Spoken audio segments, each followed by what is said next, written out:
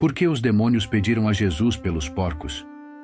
O primeiro confronto entre Jesus e Satanás resultou na vitória de Jesus sobre as tentações, conforme narrado em Mateus capítulo 4, versículos 1 a 11. Ele continua a invadir e dominar dois dos principais redutos de Satanás. O domínio do mundo espiritual exercendo autoridade sobre demônios em Mateus capítulo 8, versículos 28 a 34, e o domínio sobre a doença, curando um paralítico em Mateus capítulo 9, versículos 1 a 8. Após a tempestade milagrosamente acalmar, Jesus e seus discípulos continuaram sua jornada através do Mar da Galileia. O próximo incidente foca exclusivamente em Jesus, sem mencionar os discípulos, como relatado em Mateus capítulo 8, versículos 28 a 34. Ao chegar do outro lado, na região dos Gadarenos, Jesus encontrou dois homens possuídos por demônios que vinham dos túmulos. Eles eram tão violentos que ninguém podia passar por ali. Eles clamaram: "O que você tem a ver conosco, Filho de Deus? Você veio aqui para nos atormentar antes do tempo determinado?" A uma certa distância, havia um grande rebanho de porcos pastando. Os demônios imploraram a Jesus: "Se você nos expulsar, nos envie para o rebanho de porcos." Ele disse-lhes: "Vão." Eles saíram e foram para os porcos, e todo o rebanho precipitou-se pela ribanceira abaixo para o mar e morreu na água. Os que cuidavam dos porcos fugiram. Foram para a cidade e relataram tudo isso, inclusive o que havia acontecido com os homens possuídos pelos demônios.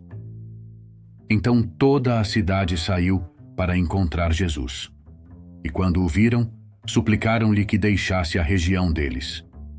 Mateus ainda direciona nossa atenção para Jesus, respondendo à pergunta exasperada: "Que tipo de homem é este?"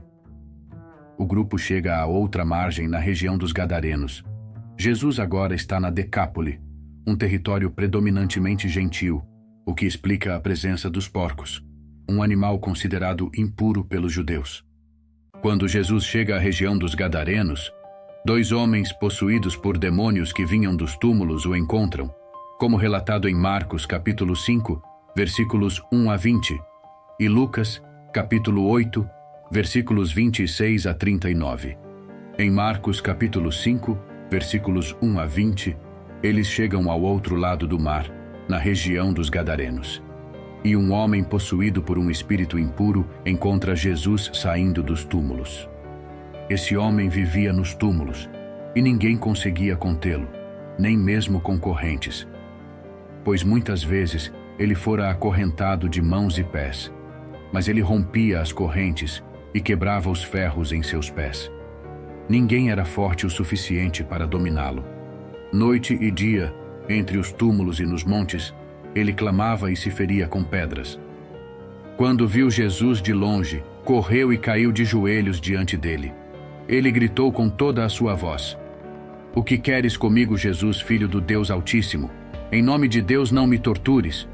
Pois Jesus havia ordenado: "Saia desse homem, espírito impuro." Então Jesus lhe perguntou: "Qual é o seu nome?" "Meu nome é Legião", respondeu ele, "pois somos muitos." E ele implorou a Jesus várias vezes para não os expulsar daquela área. Um grande rebanho de porcos estava pastando na encosta próxima. Os demônios suplicaram a Jesus: "Envie-nos entre os porcos, permita-nos entrar neles." Ele lhes deu permissão, e os espíritos impuros saíram e entraram nos porcos.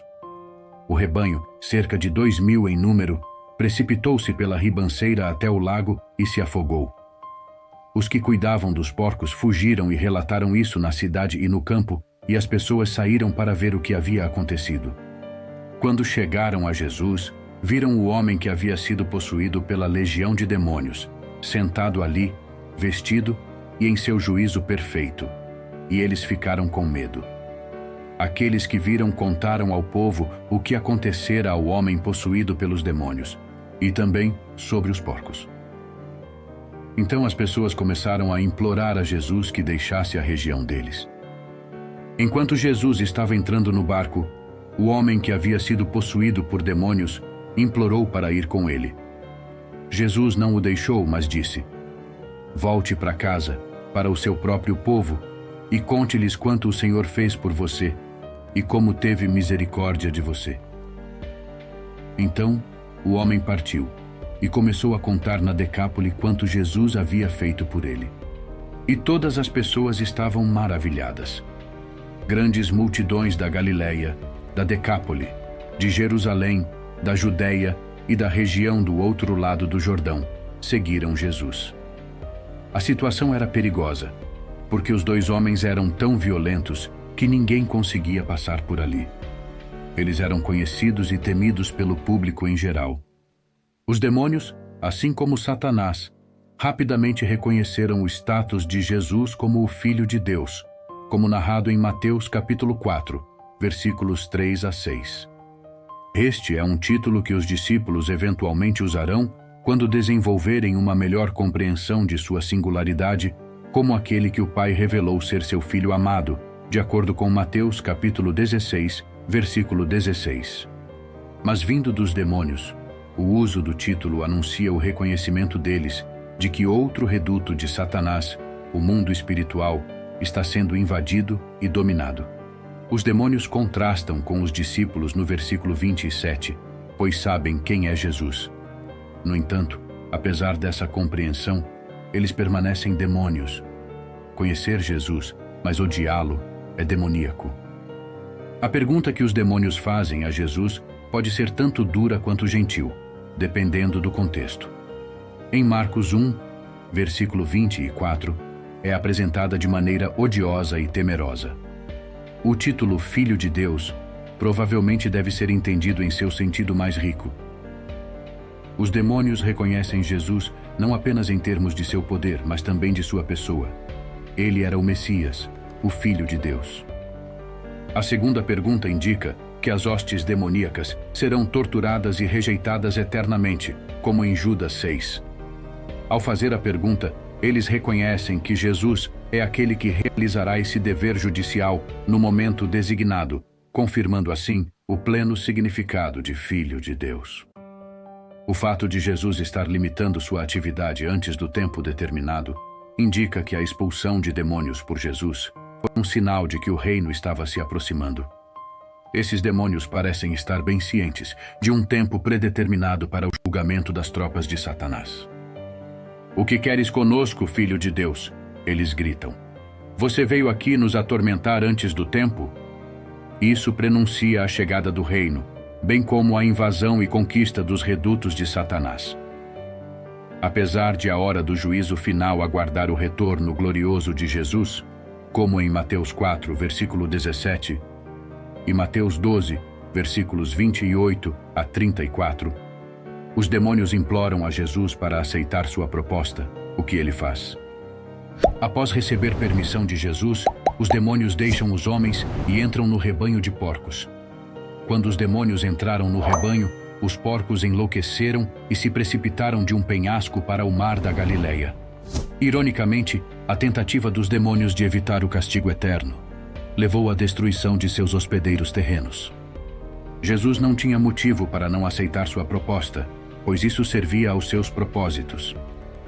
Primeiro, resultou na libertação dos homens dos demônios. Segundo, os porcos eram criaturas impuras de acordo com a tradição judaica, portanto, um emblema apropriado e refúgio seguro para os demônios. Terceiro, aceitar sua proposta não alterou o destino final dos demônios no dia do juízo. Portanto, Jesus aceitou sua proposta, pois os demônios essencialmente estavam fazendo o trabalho de Jesus por ele. Mais importante ainda, Jesus não estava pecando ao aceitar a sugestão dos demônios. Por outro lado, o encontro de Jesus com Satanás no deserto foi completamente diferente. Se Jesus cedesse às exigências de Satanás, ele seria levado à desobediência. Como resultado, Jesus repreendeu Satanás com as Escrituras e recusou-se a ceder às suas demandas. Esta é a principal distinção entre os dois casos. A petição dos demônios em Mateus 8 não levou Jesus ao pecado, enquanto as exigências de Satanás a Jesus tinham a intenção de levá-lo ao pecado. Os demônios imploram para serem enviados a um rebanho de porcos próximo, o que não seria uma ideia desagradável para os judeus, que consideravam porcos e demônios da mesma ordem. Jesus advertiu seus discípulos para não lançarem pérolas aos porcos, como em Mateus 7, versículo 6. Segundo Pedro, os falsos mestres são pessoas que retornarão à sua natureza pagã, como em 2 Pedro 2, versículo 22. No entanto, como a margem oriental do Mar da Galileia é uma área gentílica, este não era um rebanho selvagem, mas porcos sendo criados para o mercado. Seus donos ficariam arrasados se perdessem esse enorme rebanho, que Marcos estima em cerca de 2.000, como em Marcos 5, versículo 13. O pedido dos demônios para entrar nos porcos tem um propósito adicionalmente mortal. Demônios são conhecidos por infligir danos e agonia à criação de Deus e fazer tudo o possível para alimentar a hostilidade contra Jesus e sua invasão do reduto de Satanás, como em Mateus 17, versículos 14 a 20. A destruição dos porcos leva os gentios da região a pedirem a Jesus que saia, como em Mateus 8, versículo 34.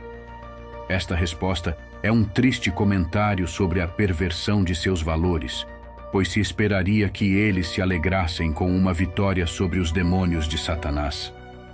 No entanto, como um comentarista tem afirmado ao longo dos séculos, o mundo rejeitou Jesus porque prefere os porcos. Jesus não destrói os demônios. Em vez disso, ele permite que o mal siga seu curso neste mundo até o dia em que tudo será corrigido.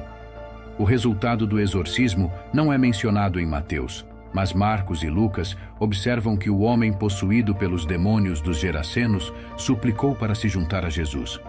No entanto, Jesus instruiu-o a ir para casa e contar à sua família e amigos quanto Deus havia feito por ele, como em Lucas 8, versículos 38 a 39 e Marcos 5, versículos 18 a 19. Ao ver os discípulos com Jesus, o ex-endemoninhado deseja ser como eles, mas Jesus o envia de volta à sua cidade natal para testemunhar. Em certo sentido, os 12 seriam pescadores de homens, mas entre seu próprio povo, aquele gentio, agora seguidor de Jesus, seria um pescador de homens. No entanto, à luz dos versículos 33 e 34, a perda do rebanho torna-se um meio de expor os verdadeiros valores das pessoas na área. Eles preferem os porcos às pessoas e os porcos ao Salvador, como em Mateus 8, versículo 34. Este versículo revela o caráter pecaminoso da humanidade. Jesus acabara de expulsar demônios de 2 homens e enviar os espíritos malignos para um rebanho de porcos, que correram em direção a um precipício e para o mar, onde se afogaram.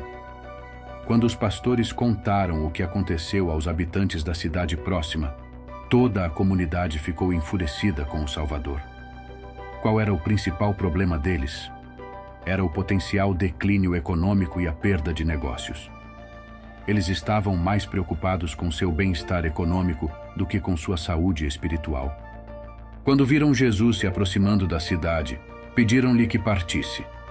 Infelizmente, somos culpados pelo mesmo erro.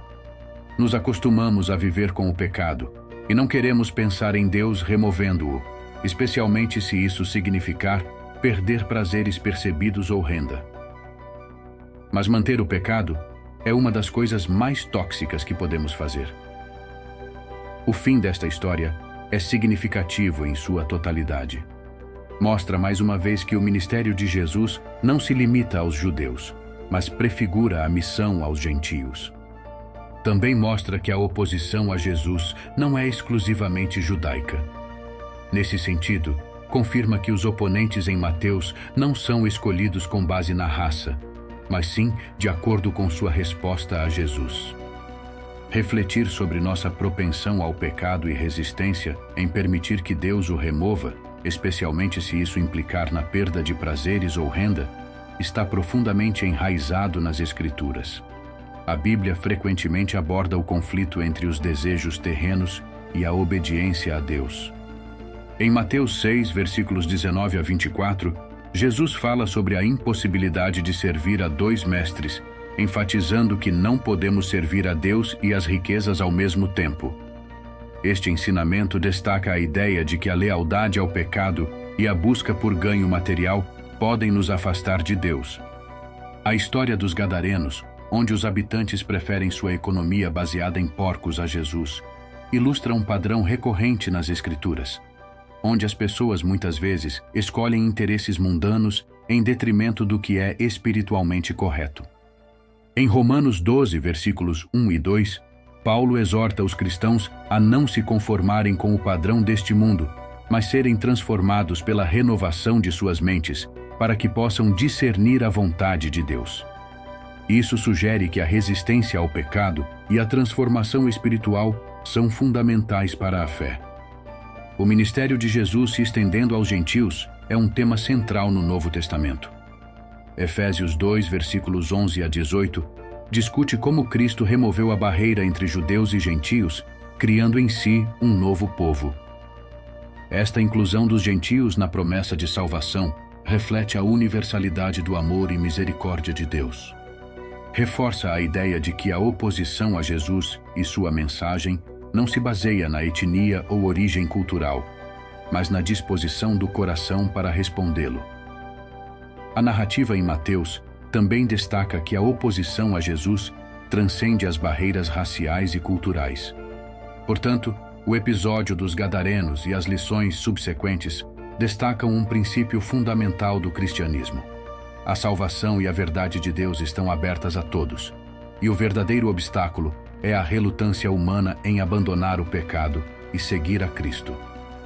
Essa verdade desafia os seguidores de Cristo a examinarem suas próprias vidas, prioridades e lealdades, alinhando-as com os ensinamentos e o exemplo de Jesus. Em conclusão, nossa pergunta do dia é: quando você sentiu pela primeira vez a presença de Deus? Comente abaixo e inscreva-se no canal. Sinta-se à vontade para assistir a outros vídeos no canal. Que Deus te abençoe.